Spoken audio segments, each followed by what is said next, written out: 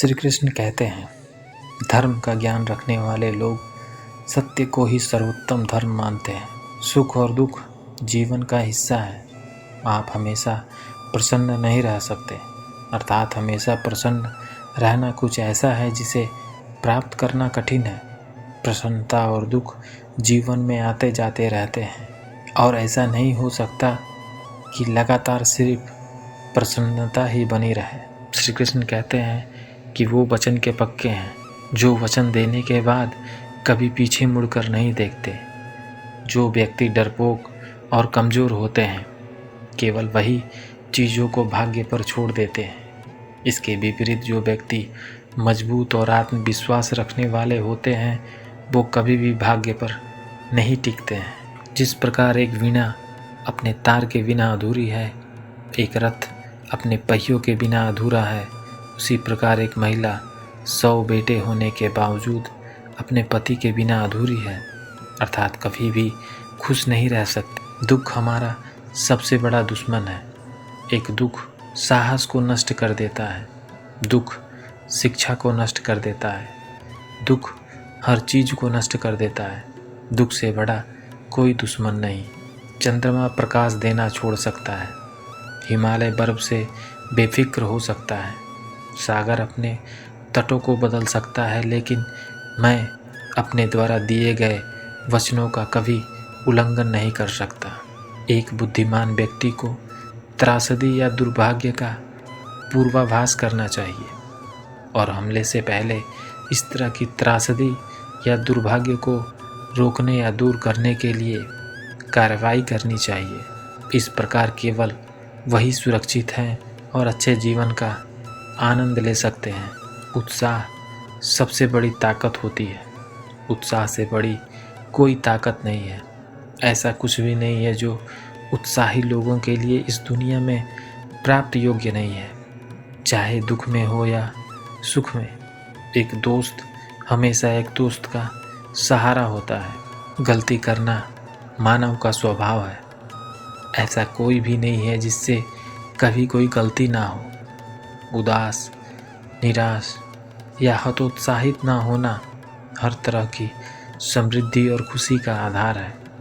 दूसरों का धन चुराना, किसी दूसरे की पत्नी को लालच देना और मित्रों की ईमानदारी और चरित्र पर संदेह करना, ये तीनों विनाश के कारण बनते हैं। यदि उत्साह का साथ न छोड़ा जाए तो इस दुनिया में कुछ भी दुर्लभ नहीं है। जो लोग हमेशा सच्चाई का पालन करते हैं वे झूठे वादे नहीं करते।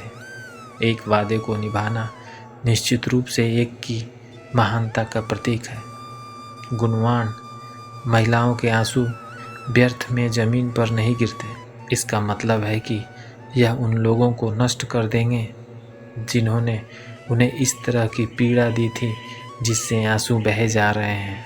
रावण को भगवान राम ने नहीं मारा था, बल्कि उसके अहंकार, अनैतिकता और अधर्म ने नष्ट किया था।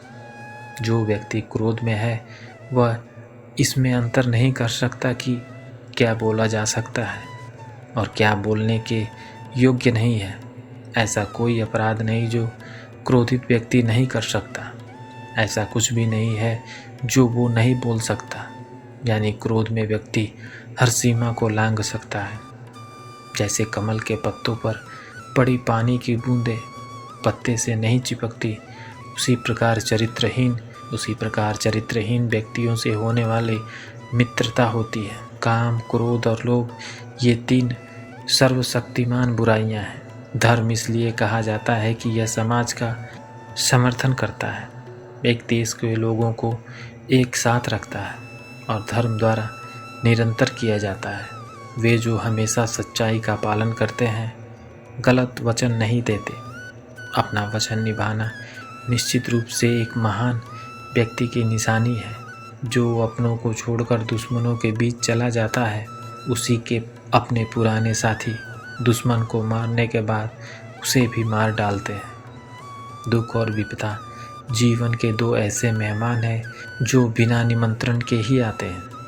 जो लोग हमेशा सत्य का पालन करते हैं वे झूठे वादे नहीं करते। अपने वादों को निभाना निश्चित रूप से किसी महानता की निशानी है।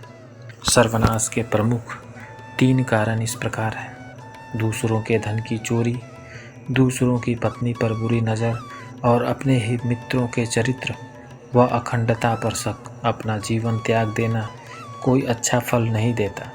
जीवन जारी रखना आनंद और प्रसन्नता का मार्ग है। पूरी दुनिया में पत्नियां और रिश्तेदार हो सकते हैं, लेकिन हर जगह लक्ष्मण जैसा भाई नहीं हो सकता। जो एहसान नहीं चुकाता वह मानवता के लिए कलंक है। क्रोध वह दुश्मन है जो किसी की जान लेता है। दोस्त के चेहरे से गुस्सा दुश्मन है। क्रोध बहुत तेज तलवार की तरह है। क्रोध सब कुछ नष्ट कर देता है। माँ और मातृभूमि स्वर्ग से भी महान है। बच्चों के लिए उस कर्ज को चुकाना मुश्किल है जो उनके माता पिता ने उन्हें बड़ा करने के लिए किया है। गलती करना मानव का स्वभाव है। ऐसा कोई भी नहीं जिसने कभी कोई गलती ना की हो। जो व्यक्ति उत्साहहीन, कमज़ोर और दुख में डूबा रहता है, उसके प्रयास से कुछ भी अच्छा नहीं हो सकता और वह हमेशा दुखी रहता है।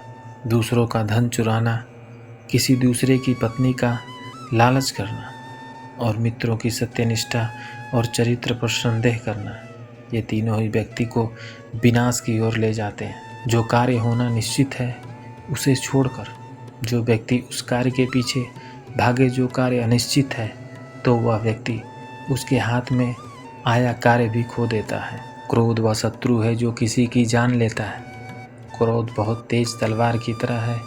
क्रोध सब कुछ नष्ट कर देता है। शुभ कार्यों को यथाशीघ्र करना चाहिए और जितना हो सके अशुभ से बचना चाहिए। भगवान श्री कृष्ण के बारे में कहा जाता है कि वे संपूर्ण अवतार थे, अर्थात भगवान श्री कृष्ण 16 कलाओं के स्वामी थे। तो आइए जानते हैं कि श्री कृष्ण किन किन 16 कलाओं के स्वामी थे। पहली, श्री संपदा। कृष्ण की यह पहली कला जिस किसी के पास होती है वो धन धान्य से भरपूर होता है। रुपए पैसे की कोई कमी नहीं होती। ऐसे व्यक्ति के घर में कोई भी व्यक्ति खाली हाथ नहीं लौटता है।